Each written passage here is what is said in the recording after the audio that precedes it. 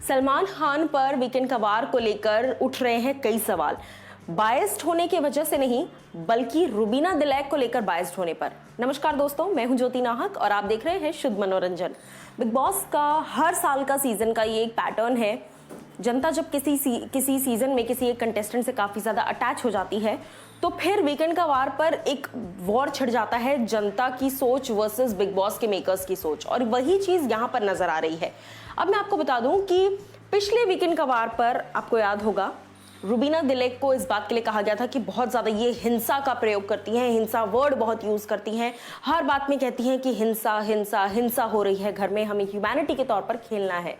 लेकिन इस बार इस वीक पर जिस तरीके से पवित्रा ने बिना किसी बड़े रीजन के एक मुद्दा बना दिया और जिस तरीके से धक्का मारा वो सरासर गलत था, जो उन्होंने एजाज को धक्का मारा, और इस पर रुबीना ने कुछ नहीं कहा, है ना। तो जो राहुल वैद्य ने एक बात कही थी कि ये लोग सेलेक्टिवली जज करते हैं इंसान को अपने प्रेफरेंस के हिसाब से, अपनी कन्वीनियंस के हिसाब से इनको कोई चीज सही या गलत लगती है। अगर इनके दोस्तों के साथ हो रहा है तो वो गलत है, लेकिन अगर वो किसी और के साथ हो रहा है तो वो सही है। ये सारी बातें किसने कही थी? राहुल वैद्य ने, जो कि 1000% सही बात है।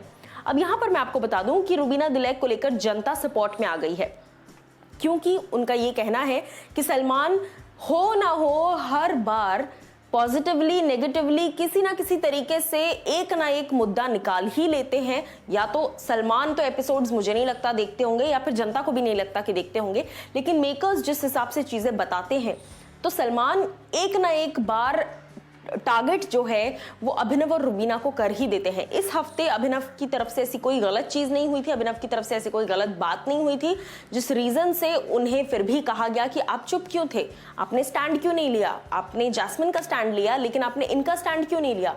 वो चीज वापस अभिनव पर भारी पड़ गई। क्यों भारी पड़ गई? क्योंकि उन्होंने यहां पर पवित्रा को समझाने की कोशिश नहीं की, जबकि मुद्दे सेम थे। वहां पर भी वायलेंस हुई थी, ऐसा जैस्मिन को लग रहा था, वहां पर भी धमकी दी गई थी, ऐसा जैस्मिन को लग रहा था, जो था नहीं फर्स्ट थिंग। बट उसी से मिलती जुलती चीज जब अब हुई तो क्यों अभिनव या रुबीना, इन दोनों ही लोगों ने आवाज नहीं उठाई।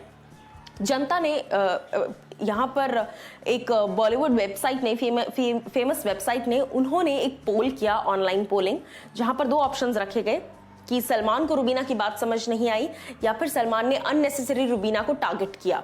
मैं आपको बता दूं, ज्यादातर लोगों ने, मेजॉरिटी ऑफ पीपल डिसाइडेड कि सलमान खान जानबूझकर रुबीना को टारगेट करते हैं। हर एक मुद्दा उनको इनडायरेक्टली उन्होंने हिंसा वाली बात के लिए ही इस बार भी टारगेट किया, क्योंकि पिछली बार हिंसा का मुद्दा बहुत ज्यादा उछला था, इसीलिए उसी मुद्दे से जुड़ा हुआ इस मुद्दे को उन्होंने इस बार हाईलाइट किया कि अब आप क्यों कुछ नहीं बोली, अभी भी तो हिंसा हुई थी और अब तो ज्यादा हिंसा हुई थी। इस तरह की बातें सलमान ने कही।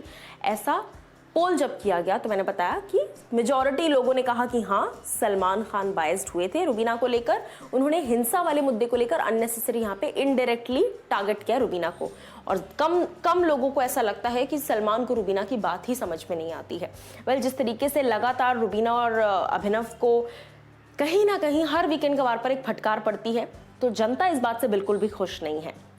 जनता को ऐसा लग रहा है कि चाह के भी या ना चाह के भी कहीं ना कहीं चैनल इन दोनों के प्रति बायस हो रहा है। स्टार्टिंग में जब बिग बॉस शुरू हुआ था दोस्तों, तो सबको ये लगा था कि अभिनव और रुबीना क्योंकि फेसेस हैं, रुबीना स्पेशली कहीं ना कहीं चैनल का बहुत बड़ा फेस है, तो रुबीना को उस हिसाब से प्रायोरिटी दी जाएगी। जैस्मिन को जिस हिसाब से मिल रही है प्रायोरिटी, रुबीना को भी उतनी ही मिलनी चाहिए या दी जाएगी एक पॉजिटिव वे में। लेकिन कहीं ना कहीं जब से रुबीना घर के अंदर आई हैं, उनको हर वीकेंड का वार पर उनकी सिर्फ एक अच्छी बुरी कम ज़्यादा टकरार ही हो रही है सलमान से।